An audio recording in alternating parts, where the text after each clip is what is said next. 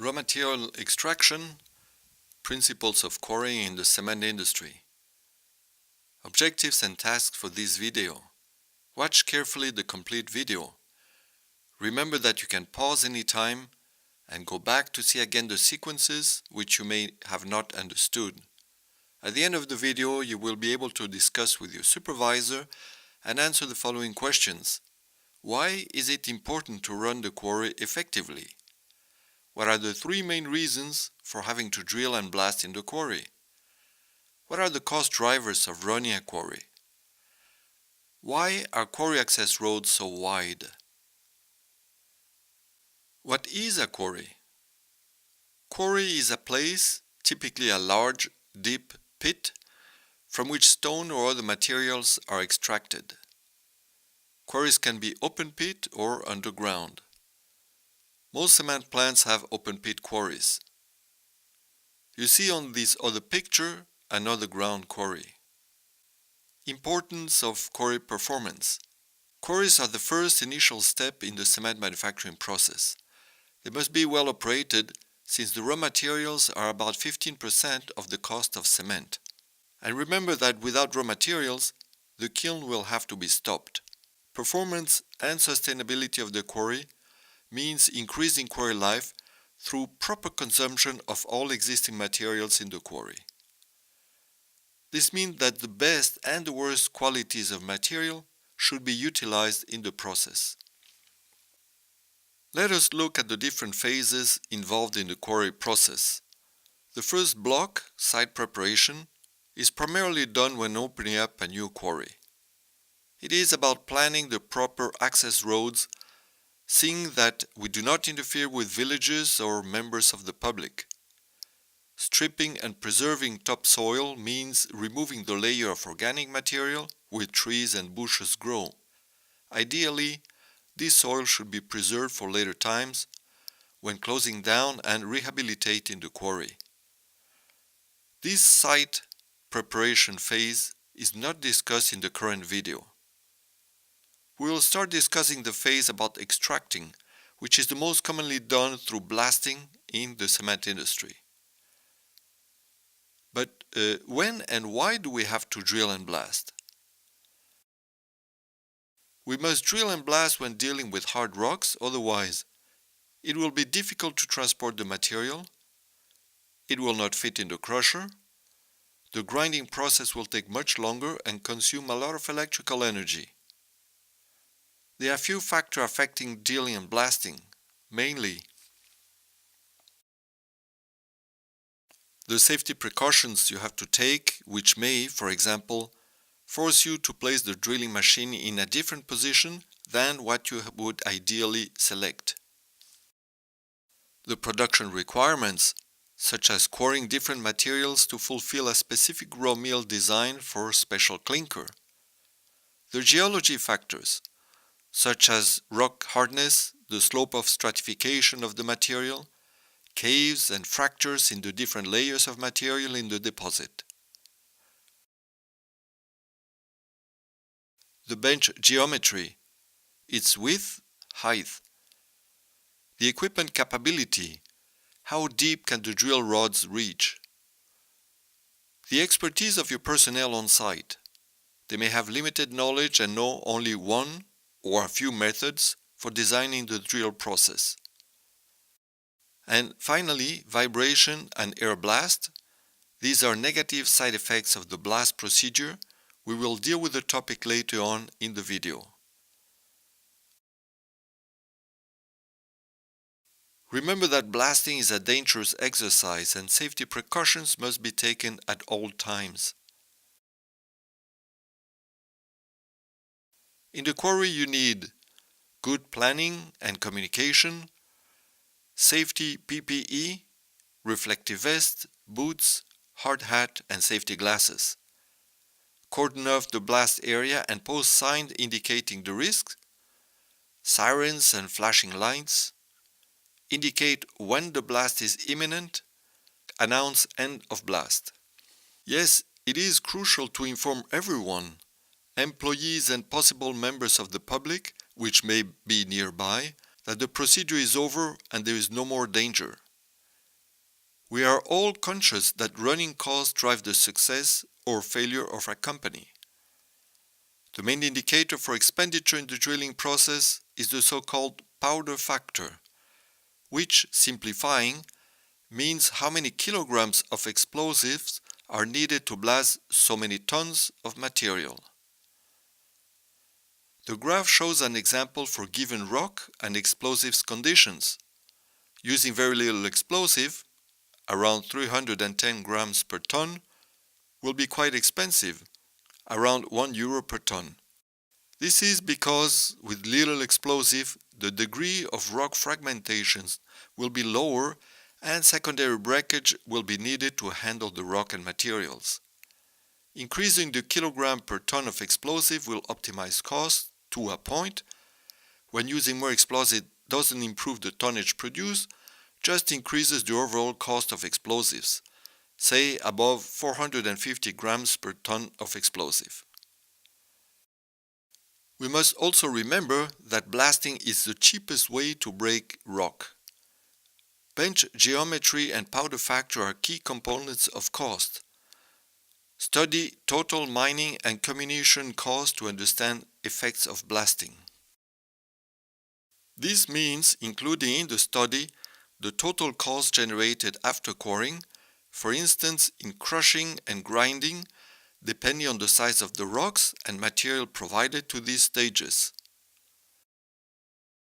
Site preparation is about getting ready to start drilling. The drilling accuracy is an important predictor of blasting success. Benches must be smooth and flat. There should be enough room for the trucks and machines to be placed where needed. Of course, safety of our workers is most important. And finally, let us make sure that the equipment is also protected and will not suffer damages in the process. Here are a few definitions used in the terminology of quarries when referring to drilling and blasting. Notice that in most cement companies, the quarry face is always at an angle, never vertical. This is of course for safety reasons to avoid sudden collapse of the top bench when machines and people are preparing for drilling. The maximum bench height, H, is normally limited by safety governmental offices. In many countries, say in Europe, this is limited to 12 meters. The drill hole with a diameter of D, depending on the type of drilling machine, will also be at the same inclined angle of the bench face.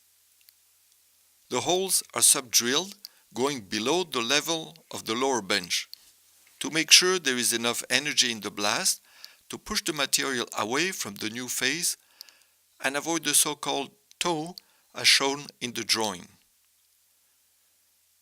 There are several possible patterns to drill holes as shown, typically in 2 or more rows parallel to the quarry face. Notice there are numbers for each one of these drill holes. They correspond to the sequence and timing of the blasting. The difference in timing between these numbers is only a few milliseconds, from 20 to 150 milliseconds, depending on the explosive used, rock hardness, conditions, and others. As mentioned earlier, the accuracy of the drilling location will influence the effectiveness of the blasting. Nowadays, drilling with GPS-equipped machines are preferable and less time-consuming than when locating by hand. These elements relate to open-face quarries. Even though higher benches provide generally cheaper solutions, as mentioned, government safety agencies limit the height for safety reasons. In lower benches, there is as well less risk of deviations in drill holes. The graph shows typical dimensions used as rule of thumb for planning drill holes. Notice there is a 0.9 meter of sub-drill for a 10.6 meter bench height. There is a 8.2 meters of high and low explosive and 2.5 meters of stemming of material used to retain the energy of the blast in the hole and forcing the gases resulting from the explosion to push the burden of the quarry phase. Start with rule of thumb, modify based on experiences made and results achieved, consider weight of explosive used. This will change the ratio of explosive versus stemming. Average powder factor for limestone is 0.22 kg per ton. This value is key information to calculate how much explosive will be needed for your next blasting project.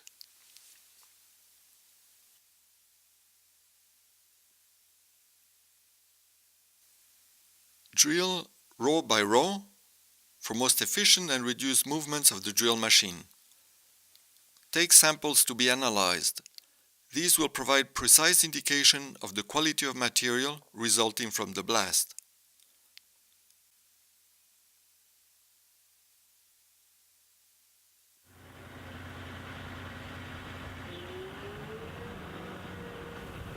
This short sequence shows how a new drill hole is started.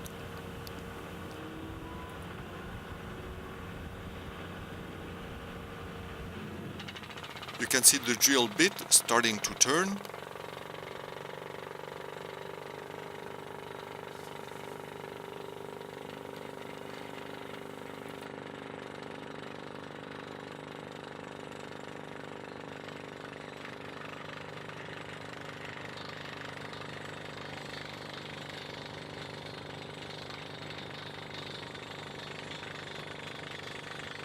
Then the protecting skirt is lowered to retain material, avoid excessive dust emission, and collect the fines, which should also be taken for quality analysis.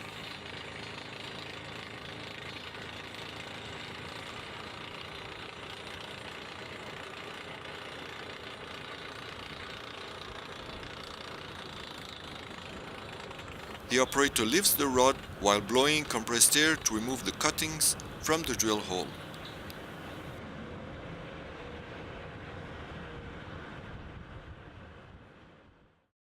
Always consider safety first. Whenever possible, use bulk trucks to deliver explosive, AMFO, ammonium nitrate and fuel oil, basically fertilizers mixed with diesel. Blast as soon as possible after loading. The sequence shows the complete procedure for loading a drill hole with explosive. The first step is to drop a bag or two of emulsified ammonium nitrate in the hole. This is an ignition accelerator to make sure the hole is free to the end and there will be some explosive in the sub-drill area. Then the operator is preparing the blasting cap. This is the silver rod connected to the yellow wire. This will ignite the shot, mainly the red TNT cap. He passes it through the TNT and inserts it back into it to make sure it will not come off. He then drops the cap and blasting cap in the hole, making sure it reaches the very bottom. The yellow wire is a so-called shock tube detonator, or non-explosive fuse or initiator, in short, the non-nail detonator.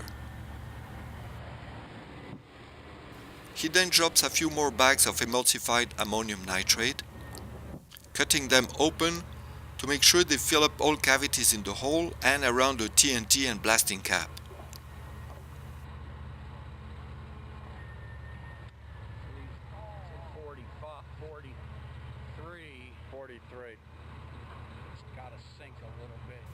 He measures the free depth of the hole to know when the AMFO can be poured in with a truck.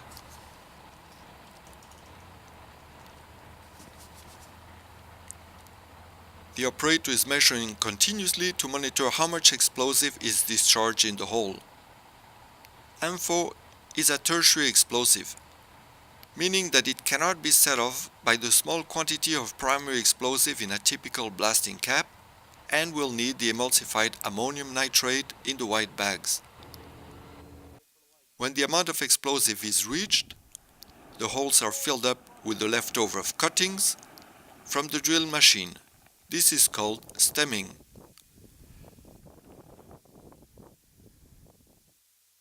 the nonel detonators are connected to delays following a predefined pattern. Delay patterns will improve breakage and reduce vibration. And finally, clear, shoot,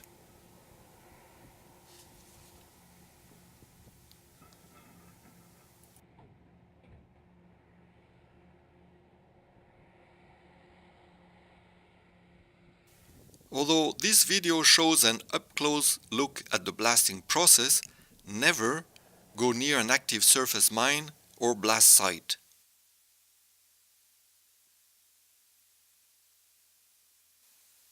The blast sequence follows 3 steps: initiation, blasting, fragmentation.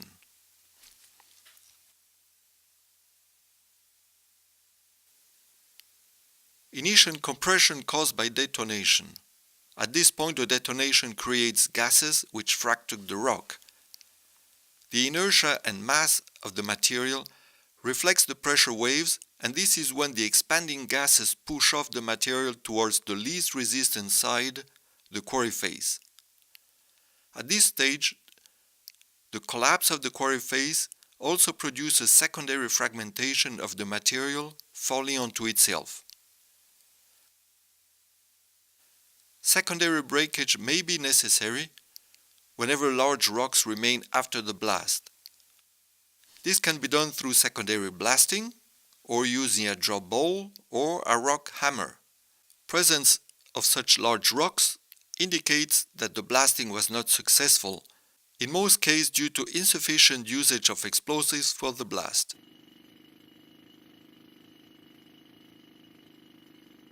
In the sequence, the operator drills a hole in the rock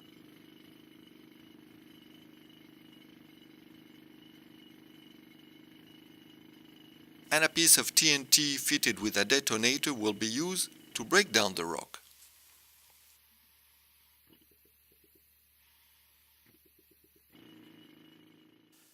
One of the dangers from the blasting procedure is the generation of so-called fly rocks. There are well-known reasons causing fly rock, mainly overcharge and or understamped holes, out-of-sequence hole, the second hole is detonated before the first one, underburdened quarry face,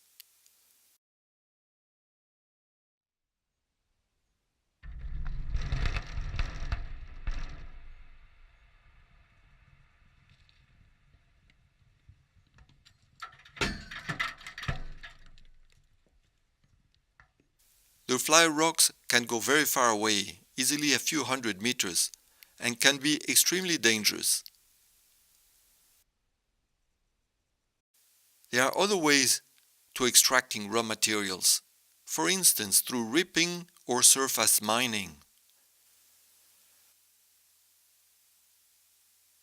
Transportation of raw materials can be done using trucks, belt conveyors, barges, or rail. The usage of loaders and trucks is the most common method used because it is flexible and cost-effective. Different types of loaders and trucks are available to transport the raw material. Selection criteria for the most appropriate ones will depend on the material's characteristics, distances to be transported, local environment conditions, rain, snow, local suppliers, maintenance, and spare parts availability. Truck tires are exposed to harsh conditions in the quarry, with the presence of sharp limestone freshly blasted. Reduce costs with a tire maintenance program, always keeping the load and unloading areas clean and maintaining proper haul road conditions. Why are haul roads important? The graph shows the impact of different levels of rolling resistance of a loaded truck. At 2% resistance, the blue line, with a good road, travel time over 1.6 km will be around 2 minutes. For a rolling resistance of 8%, orange line, with poor road conditions, travel time more than double at about 4.3 minutes. An increase of 5% in rolling resistance will reduce overall production by 10% and increase production cost by 35%. Haul road construction and maintenance is key to ensure smooth operation of mobile equipment at the lowest possible costs. The haul road starts at the face and ends at the dump area. Haul road condition has a significant impact on cost of tires, fuel, and maintenance. Straight, even grades lower than 10% lead to better productivity. Constant vehicle speed means higher gearbox ratio and reduced fuel consumption. There are some best practices to remember in terms of haul road maintenance. For instance, keep ditches and water drains clear. Maintain road across total width. Perform monthly haul road evaluations. Consider use of stabilizers to reduce dust and preserve roads. Consider using local contractor, outsourcing. You have finished this video and you should now be able to answer these questions. Why is it important to run the quarry effectively? What are the three main reasons for having to drill and blast in the quarry? What are the cost drivers of running a quarry? Why are quarry access roads so wide? Thank you for your attention and looking forward to you participating to the next training video.